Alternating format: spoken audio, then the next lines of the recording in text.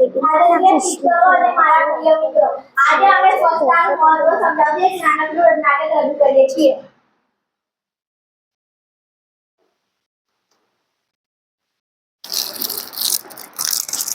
અરે તો કોઈ જોતું નહીં, અહીંયા નાખી દઉં. સનાયા, તને લાગ્યું કે અહીંયા કોઈ જોતું નથી, પણ આ બધું તો પ્રકૃતિ તો જોઈ રહી છે. આ અહીં કચરો ગંદકી ફેલાવવી યોગ્ય નથી.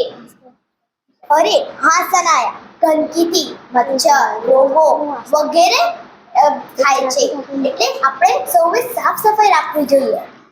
જો સનાયા, તું આપણું આસપાસનું વાતાવરણ સ્વચ્છ રાખીશ તો આપણું મન પણ ખુશ રહેશે. બાળકો, સ્વચ્છતા માત્ર સરકારની નહીં પરંતુ આપણા સૌની જવાબદારી છે. દોસ્તો, સ્વચ્છતા રાખવા માટે આપણને હાથ ધોવા જોઈએ, કચરો કચરાપેટીમાં નાખવો જોઈએ અને આપણું પીવાનું પાણી સ્વચ્છ રાખવું જોઈએ. હવે હું કચરો કચરાપેટીમાં જ નાખીશ. ચાલો આપણે સ્વચ્છતા અપનાવીએ અને સ્વચ્છ અને સુંદર ભારત બનાવીએ. ચાલો આપણે સૌ સ્વચ્છ રહેવાનો સંકલ્પ લઈએ.